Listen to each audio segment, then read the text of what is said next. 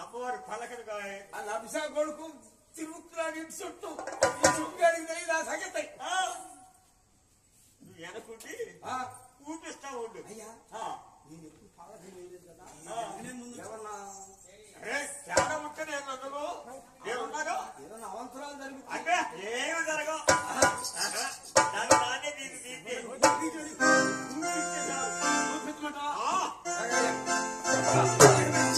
అమ్మవారి పల్లెకలు కొల్లెక్కిస్తుంది. అత్తవారి గ్రామానికి మేళతాళ మృదంగంతో వస్తుంది లక్ష్మీ తిరుపతమ్మ. అమ్మవారిని చూసి రజకులు ఆనందపరిమైపోతున్నారట. ఆనందంలో ఉన్నారు రజకులంతా కూడా.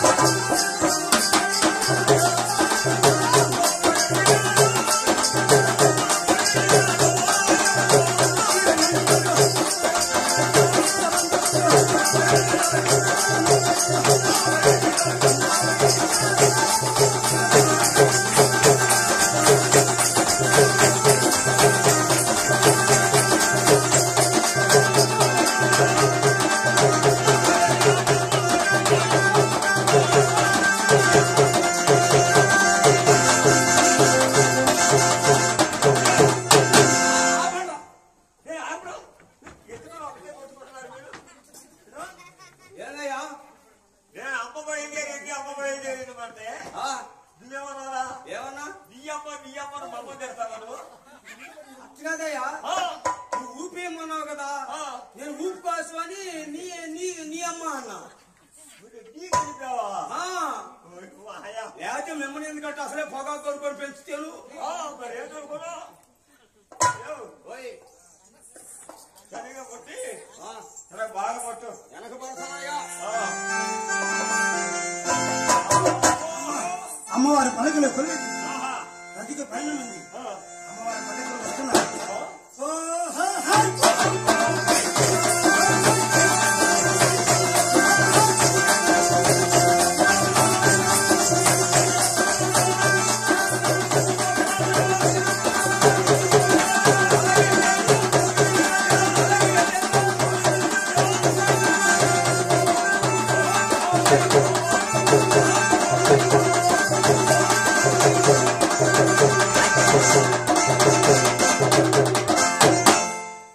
ఏదిరా కాలు చిరిగినా కానీ ఇంకా కొట్టుకుంటానే ఉన్నావు. కాలు సగానికి చిరిగిపోతే కాళ్ళు చిరిగిగా కాళ్ళు అలా ఇరుగుతాయి కానీ చిరుగుతాయా? సగం చిరిగిందయ్యా. చెప్పండి. అయ్యా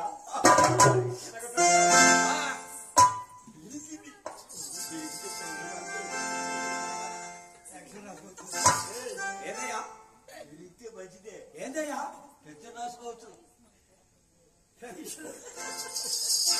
అమ్మవారు కాలశక్తి పరిణామాన్ని తండ్రి చేరుకున్నారు. వెంకటేశ్వర స్వామి చూచాట. చూసావా 10 సెకండ్లు చూసిన నాపై భారం వేసి పెడుతుంది భక్తురాలు. తిరుపతిలో దీవించాలని వెంకటేశ్వర స్వామి అందులో రూపాన్ని మారి వస్తున్నారట.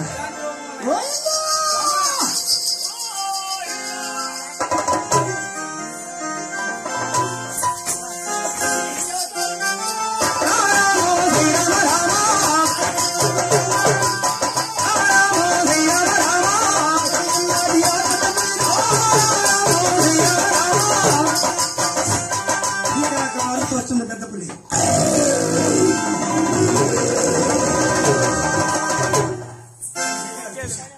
రజకులు పారిపోతున్నారు. జీతకాలు బెదిరిపోయినారు.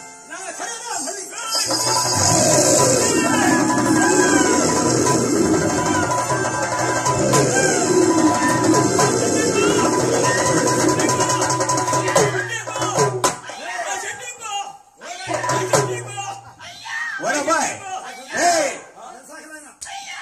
అరే కిందని కొడుకున్నాడా? కిందని కొడుకు కొడుకు నొక్కుతా అడుగో ఇటుగో అంటున్నావు. కింద కూర్చున్నావు. ఎంత పూలు వస్తుందంటే నేను గుంట్లో కూర్చొని కంపేసుకుని అక్కడ పడకుండా ఉంటాను. అది తెలియక నా మీద ఎక్కుతున్నావు నువ్వు. రాయి కాదయ్యా నాకు ఈ పని.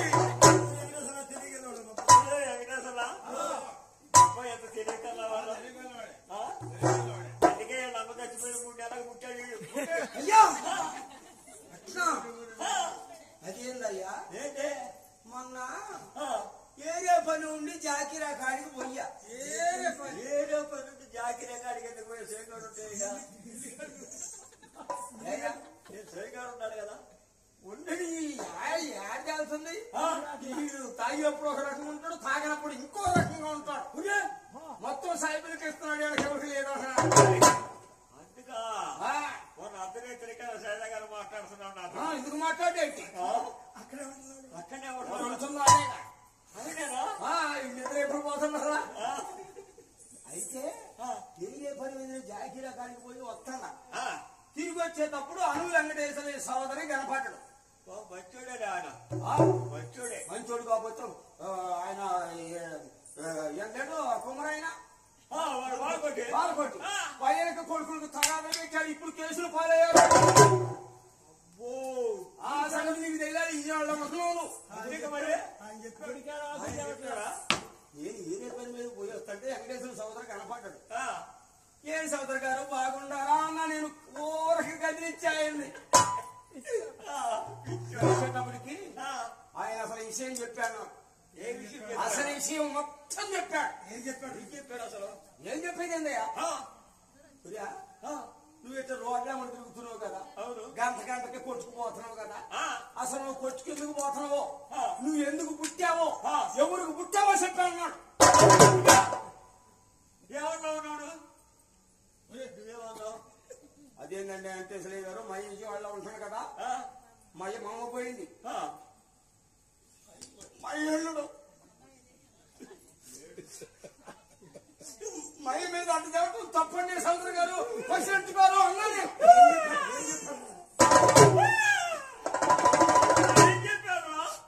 ఆ రోజు కాల్చుకొని సద్దాం అనిపించానయ్యా.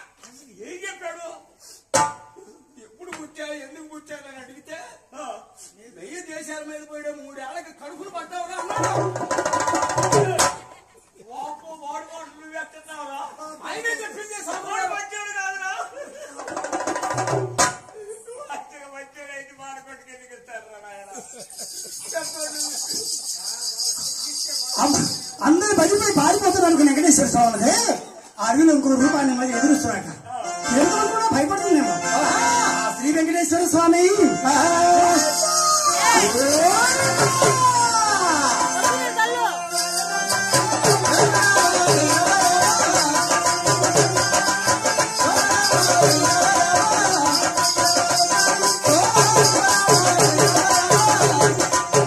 శర్మతో నాగరాజు లేచాడా ఎర్రపుట్టునందు మామిడి వనంతర మధ్యలో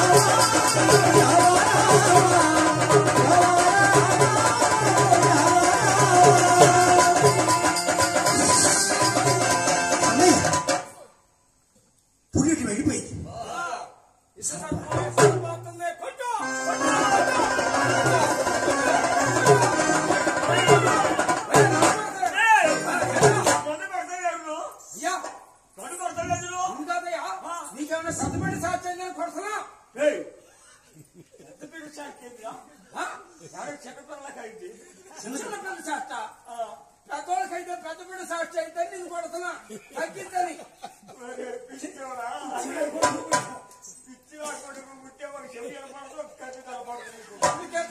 సర్పాల జీవనం చేసి నేనే సుఖానం చేస్తాను.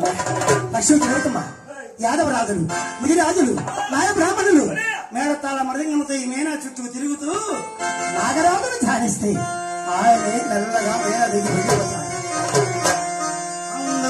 చెవిలో నాగేమైనా ధ్యానిస్తున్నారు అన్నయ్య.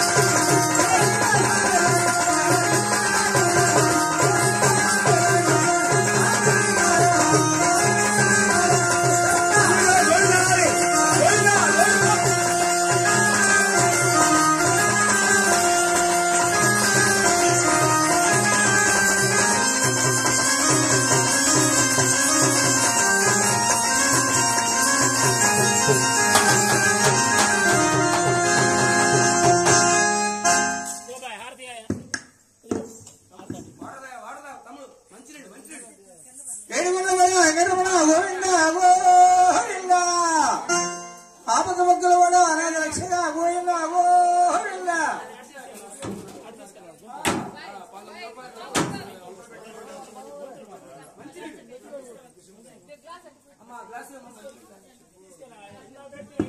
అయ్యా హారతి నిమ్మకాయలు రెండు